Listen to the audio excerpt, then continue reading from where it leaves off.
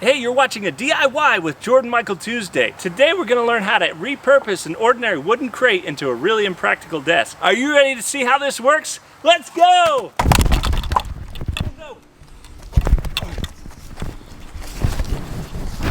That's why I'm on the camera.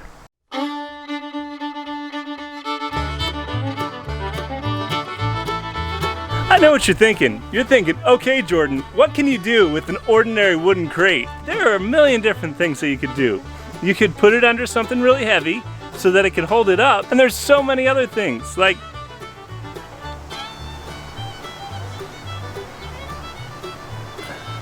but today we're not going to worry about so many other things. We're going to take this crate and turn it into a desk. Now I know you're saying to yourself, hey Jordan, that looks like a great project, but where do I find a crate?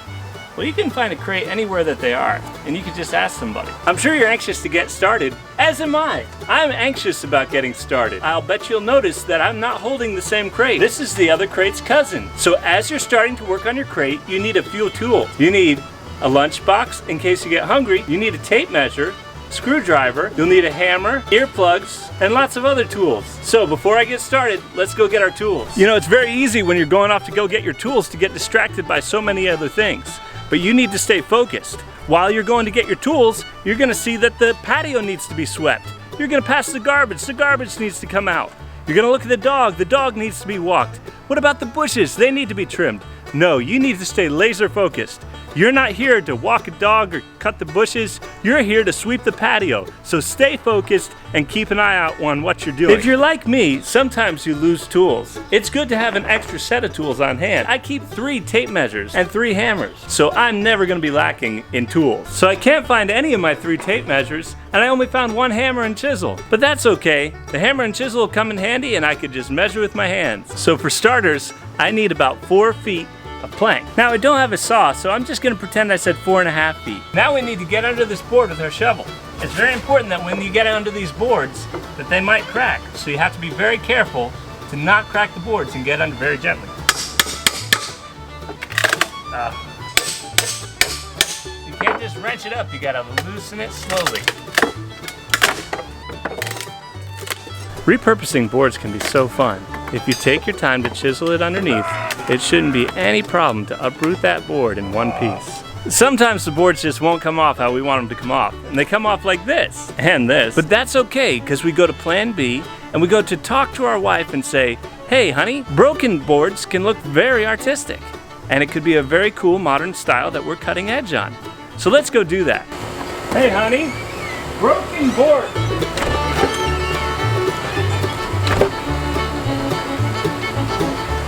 Hey, don't worry. Now we'll go to plan C. And what is plan C? Try plan A again. First time, I was trying to struggle with it too much. I put too much pressure on. And that's part of the learning process to say, hey, next time I need to do something completely different. Oh! This is so hard! Oh! In just a few hours, you have one perfect removed board. Now all you have to do is get the gazillion nails out of the back end of it. And now that you have one, you should be able to harvest the next 15 of them. Let's go!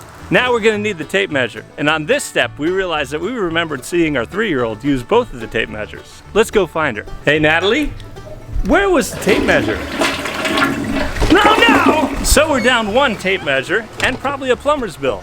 But besides that, we gotta find the other tape measure because there's always a plan B. The good news is I found the tape measure. The bad news is you should never pull a tape measure too far. When you see that line that says stop, whether you can read it or not, you need to stop. The length of a hand is probably roughly about 8 inches. If we use that, we should get kind of close to where we need to be. You know, when you find getting these off too hard, it's important to lower expectations.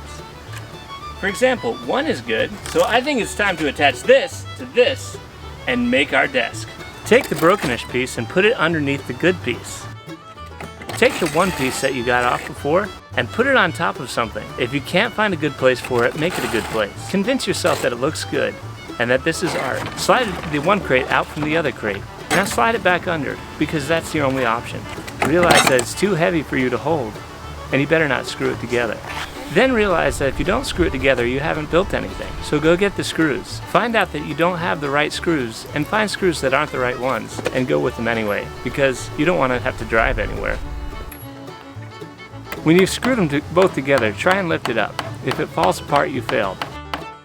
And just like that, we have an entire desk made almost completely out of nails and repurposed wooden crates. This has been DIY with Jordan Michael Tuesday. Be sure to hit that like and subscribe button with the mouse, not your finger. I've tried that, doesn't it? Okay, that wasn't real, that was a joke. Did Natalie really flush the tape measure down the toilet? I don't think so, because did you tell him that? What is the weirdest thing that we actually have had flushed down the toilet? A diaper. And that thing just like swells up. And before we get too far, I want to say happy birthday to a special young man. What is his name? His name's Joshua. Happy birthday, Joshua. And how old is he turning? He's turning 11, right? Joshua's turning 11 on Thursday. Right? Hey, maybe we should sing happy birthday to him, like that one version of that, you know, the happy birthday video that we did with Thomas. Yeah, ready? that sounds good. On your mark and set, go. Happy birthday to you, happy birthday to you, happy birthday to Joshua, happy birthday to you. So how do you like the new studio?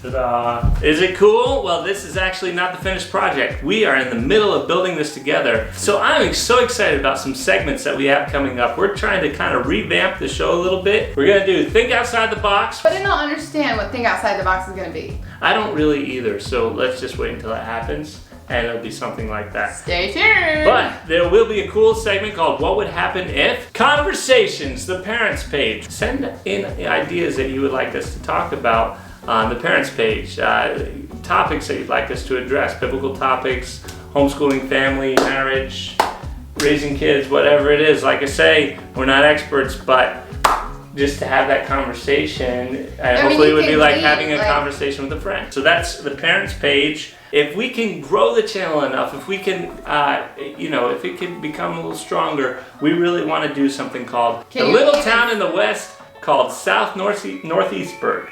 That's hard to say. South Northeastburg. So what would be exciting about that is that we would be doing a show that would be kind of a continual show, and it would be more based in characters and based in like settings that people can follow along. Very different. Like a real program. Yeah, just like a sitcom almost, you know, but but maybe not quite still, a 30-minute sitcom. Maybe like a little bit less than 30 minutes, but the same idea of the same storyline, the same people. With the same Bible teaching, also with hoping to be plenty funny. Also, we would like to do a Q&A. We don't get a lot of questions, do we?